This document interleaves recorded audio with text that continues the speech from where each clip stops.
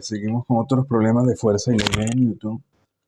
En este nos dice la velocidad y la resistencia del aire al movimiento de los cuerpos en caída libre depende de muchos factores, tales como el tamaño, la forma del cuerpo, la densidad, la temperatura del aire y la rapidez con la que el cuerpo se desplaza a través del aire. Una suposición útil es que la fuerza de resistencia es proporcional a la velocidad y su dirección es opuesta a la de esta. Sí, lo cual es lógico, ¿no? La fuerza de resistencia del aire se tiene que oponer a la dirección de movimiento. Si se mueve hacia la derecha, la fuerza de resistencia tiene que ir a la izquierda. Por tanto, toma la forma Fr menos Kb, donde K es una constante cuyo valor en cada caso queda determinado por factores diferentes a la velocidad.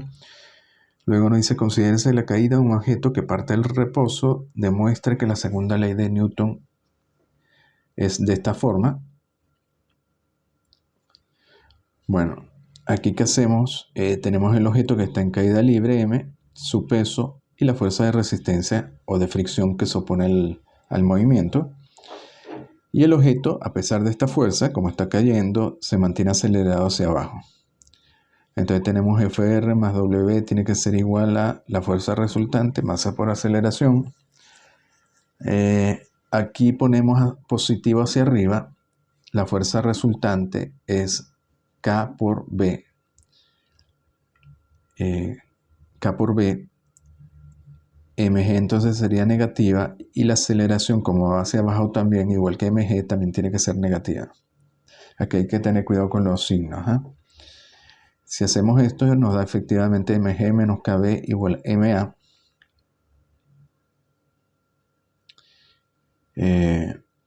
Bueno, y esto sale directo porque velocidad es como nos desplazamos en el eje y, es simplemente de y de t, y aceleración sería la segunda derivada de y con respecto a t. Luego la parte B nos dice, demuestra que la aceleración del cuerpo cesa cuando alcanza una velocidad terminal igual a mg entre k. Bueno, cuando la aceleración es cero, entonces se alcanza la velocidad terminal. Es decir, cuando esta aceleración es cero. Bueno, partimos de esta ecuación de 3. Si hacemos A igual a 0, nos da mg igual a kb. Si despejamos B, B que se va a mantener constante, de ahí en adelante tiene que ser la velocidad terminal. Entonces bt tiene que ser igual a mg entre k. Y la parte C nos dice, pruebe mediante la sustitución en la ecuación de movimiento de la parte A que la velocidad varía con el tiempo según esta expresión. Note que la aceleración de la gravedad es g y la aceleración final es 0. Bueno, sabemos que aceleración es de b de t. Si nos dan b, que es de la forma exponencial, colocamos b, bueno, en este caso derivamos b con respecto a t, y luego en esta ecuación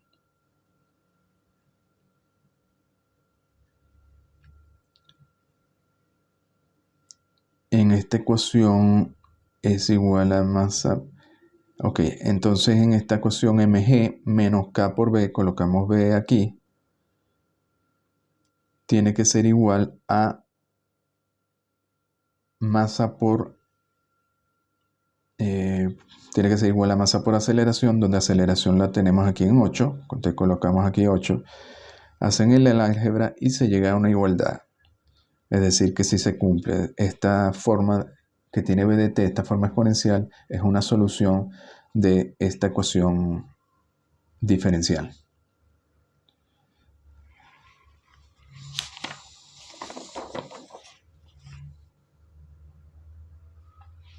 A ver, en este nos dicen, un cuerpo de masa m resbala hacia abajo por un plano inclinado sin fricción que forma un ángulo θ con el piso de un elevador. A ver, se supone que esto está apoyado, tanto la cuña esta como m está apoyado sobre un elevador, un ascensor. Determina su aceleración respecto al plano inclinado en los casos siguientes. A, el elevador desciende con una rapidez constante v. Bueno, lo primero ponemos aquí, hacemos el diagrama de cuerpo libre de m.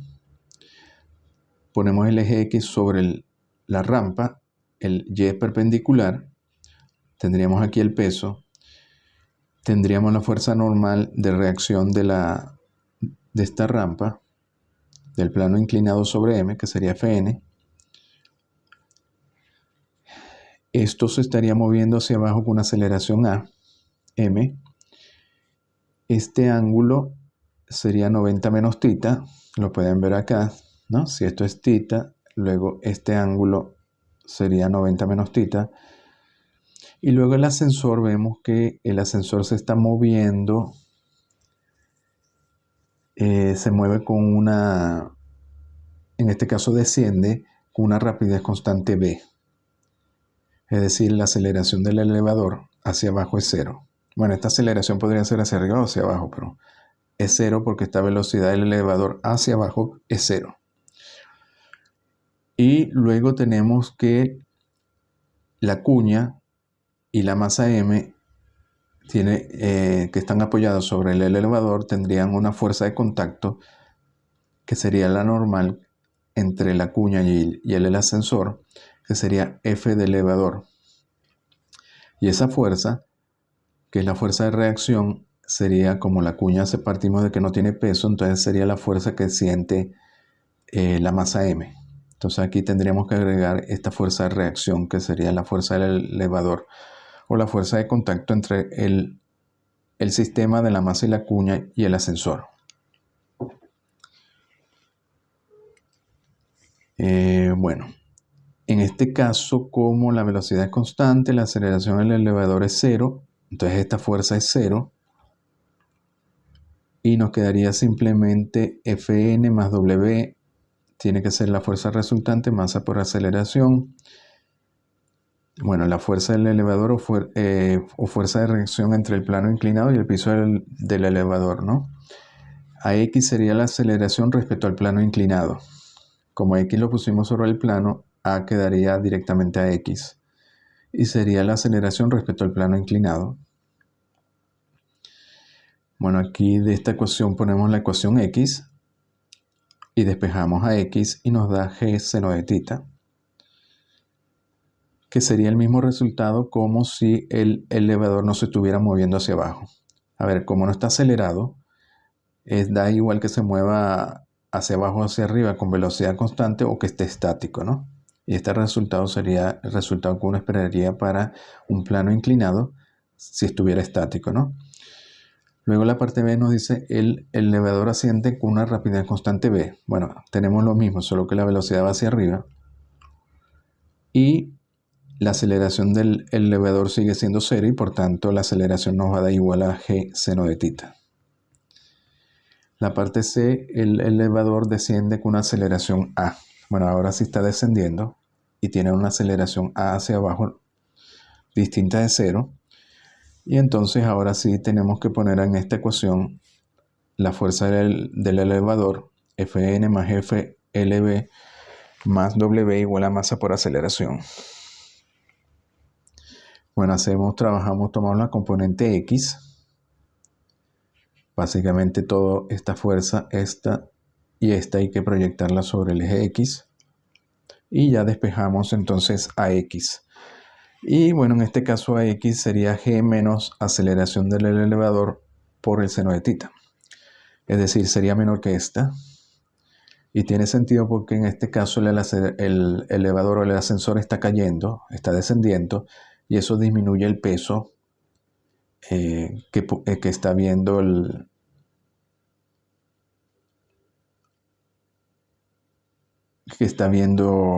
la masa. Y por tanto digamos que mientras la masa sigue cayendo sobre el plano inclinado, el ascensor también está cayendo y por tanto disminuye baja una distancia menor y por tanto en ese tiempo delta t, si baja una distancia menor, la aceleración tiene que dar menor. De ahí aparece g menos aceleración del elevador. La parte D nos dice el elevador desciende con una desaceleración a.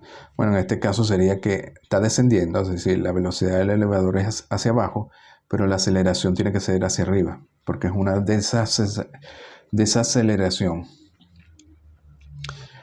¿Y qué cambia? Bueno, lo único que cambia es que ahora aceleración hay que ponerla negativa en la fuerza del elevador, y si la ponen negativa simplemente este signo va a cambiar y ahora nos va a dar que AX igual a G más aceleración del elevador. En este caso nos da mayor, ¿no?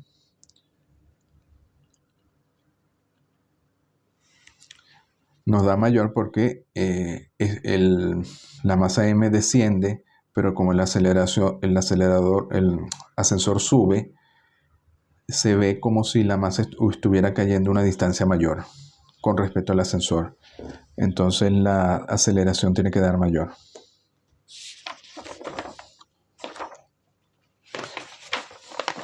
A la parte E nos dice el cable del elevador se rompe. Bueno, en este caso el elevador desciende con una aceleración G y estaría en caída libre, ¿no? Bueno, en este caso la fuerza del elevador, que es la aceleración del elevador por m, en este caso la aceleración tendría que ser igual a la gravedad porque está en caída libre. Entonces la fuerza del elevador nos daría Gm. Y por tanto, si metemos ahora la aceleración del elevador igual a G, en la fórmula que habíamos hallado inicialmente, solo sustituimos A del elevador por G, entonces nos daría G menos G, nos daría 0. Es decir, como si el ascensor se cae, se rompe la cuerda y empieza en caída libre, ambos, el cuerpo y el ascensor, estarían en caída libre y la aceleración entre ellos relativa sería 0. Es decir, se vería como si uno estuviera flotando respecto al otro, porque ambos cuerpos estarían en caída libre. Y la parte F nos dice cuál es la fuerza ejercida por el plano inclinado sobre el cuerpo de la parte C. Bueno, la fuerza ejercida por el plano inclinado sobre el cuerpo es la fuerza normal. En la parte C, bueno, en este caso tenemos la parte C, tendríamos aceleración igual a 0.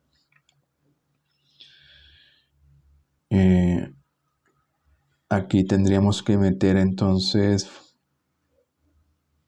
bueno, estamos trabajando perpendicular al plano inclinado o eje Y. Tendríamos Fn menos mg seno del ángulo más F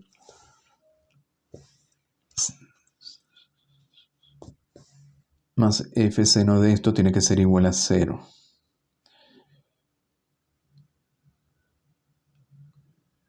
Bueno, F sería la fuerza resultante y por tanto nos quedaría que la fuerza normal sería entonces mg coseno de tita menos la masa por la aceleración del elevador coseno de tita.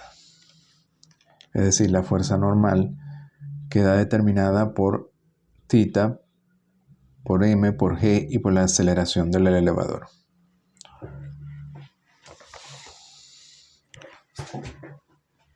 A ver, para terminar vamos a ver otro problema. Aquí nos dice un disco de hockey sobre hielo que pesa 1,1 newton, resbala sobre el hielo recorriendo una distancia de 15 metros antes de detenerse. Si su rapidez inicial era de 6,1 metros por segundo, ¿cuál es la fuerza de fricción entre el disco y el hielo? Bueno, aquí estamos introduciendo lo que son fuerzas de fricciones, ¿no? Bueno, aquí aplicamos como la aceleración es constante, o partimos de que la aceleración es constante porque, digamos, siempre es el mismo material, ¿no? Que es el disco de hockey y la pista de patinaje, que es de hielo. Bueno, entonces aplicamos velocidad final al cuadrado igual a velocidad inicial al cuadrado más 2 veces AX. Cuando se detiene está 0, tenemos la velocidad inicial, despejamos A. Y nos da 1,24 metros por segundo cuadrado. Luego el peso es 1,1 newton. Si dividimos entre G nos da la masa, que sería 0,11 kilogramos. Luego la fuerza de fricción Fk, que se opone al movimiento. Si esto se mueve hacia la derecha, esta tiene que ir hacia la izquierda. Es masa por aceleración. Hacemos entonces la masa por la aceleración que calculamos. Nos da 0,14 newtons. Y luego, ¿cuál es el coeficiente de fricción cinética? En este caso sería el cinético porque ya se está moviendo, ¿no? Bueno, sabemos que la fuerza normal es el peso y la fuerza de fricción es proporcional a la fuerza normal y al coeficiente de fricción cinética, μk. Despejamos μk, Fk lo calculamos, la normal es el peso, que es de 1,1 newton, entonces nos da que μk es 0,127.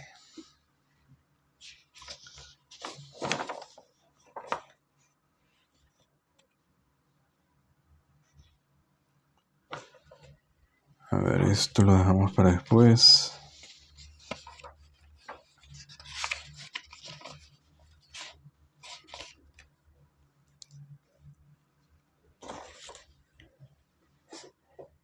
Bueno, vamos a ver otro problema. Aquí nos dicen, el calor de fricción que genera un esquí al moverse es un factor principal que hace que se deslice. Al principio el esquí se adhiere a la nieve, pero una vez que está en movimiento, funde la nieve que está debajo de él. Cuando se encera el esquí, se hace repelente el agua y se reduce la fricción por la película de agua que queda debajo del esquí. Un nuevo tipo de esquí plástico es aún más repelente al agua y en una pendiente suave de 100 pies de largo, un esquiador redujo su tiempo de 61 a 42 segundos con este nuevo esquí.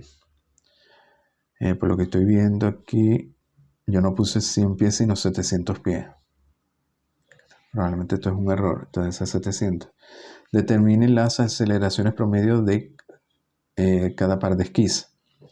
A ver, el esquí se está deslizando sobre esta pendiente, con una pendiente suave de 3%. Tenemos aquí el esquí. Tendríamos su peso, la normal, que es la reacción del hielo sobre el esquí. Si esto es 3 grados, esto sería 90 menos 3. Y la pista que nos están dando es de 700 pies.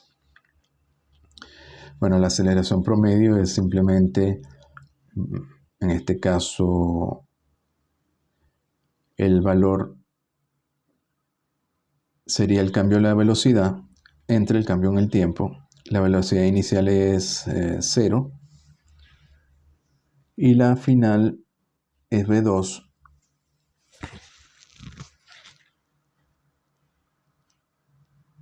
Exacto, la velocidad final es v2, la inicial es 0 y nos quedaría entonces v2 entre delta t. La aceleración promedio también se puede calcular como la aceleración final más la inicial entre 2. Si la aceleración es constante, en este caso es constante porque siempre tenemos la misma situación, ¿no? La aceleración la produce el peso por la gravedad y las condiciones son las mismas porque es el esquí sobre el hielo. Entonces nos queda aceleración promedio 2a entre 2. La aceleración AP es constante y la velocidad promedio también la podemos calcular como velocidad final más inicial entre 2. Si la inicial es 0 nos quedaría la velocidad final entre 2. Es decir, velocidad final sería 2vp. Aquí llamamos v2 a la velocidad final. Y la velocidad promedio también se puede calcular como delta x entre delta t. Por tanto, tendríamos que de aquí de 4, velocidad final o v2 sería igual a 2vp o 2 delta x delta t. Entonces podemos calcular la aceleración promedio usando 2 por delta x entre delta t.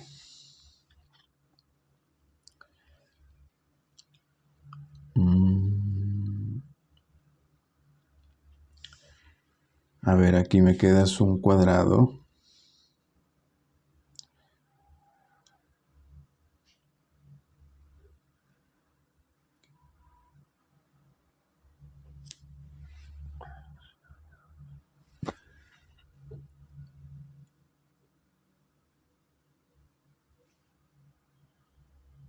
Es v2 entre delta t.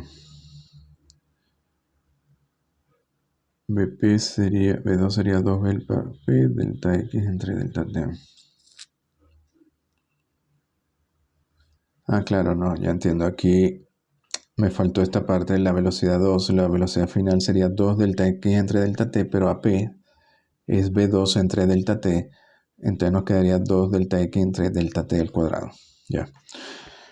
Ya con esto podemos calcular los dos casos, ¿no? El caso 1 nos daría delta x es lo mismo siempre 700 pies, pero en el primer caso sería alcanza la velocidad final en 61 segundos, mientras que en el segundo en 42 segundos.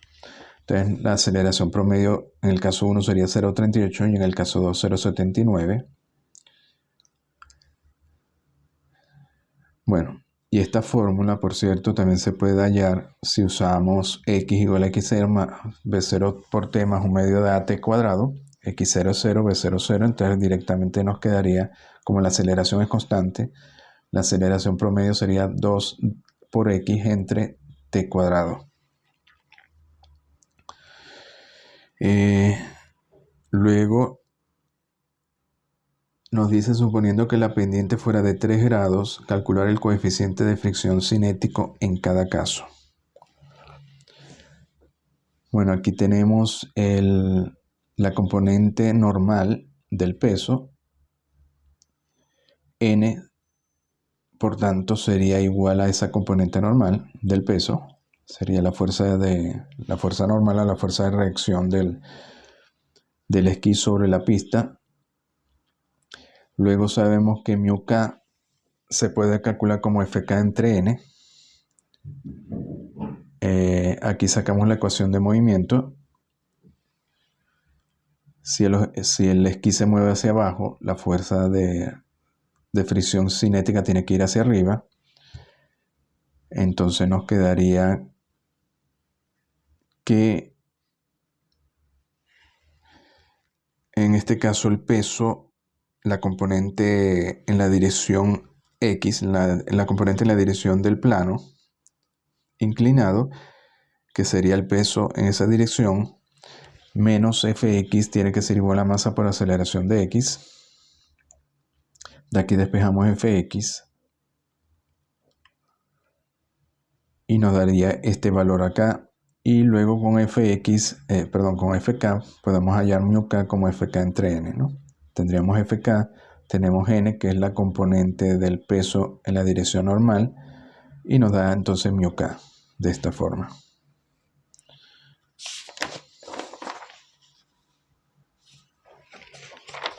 Y luego simplemente hay que evaluar los dos casos. El caso 1, θ sería 3, tenemos g, en el caso 1 sería a 0,38, entonces μk nos daría 0,041, y en el caso 2 ponemos la nueva aceleración y nos da 0,028. Entonces se redujo casi a la mitad el coeficiente de fricción cinética.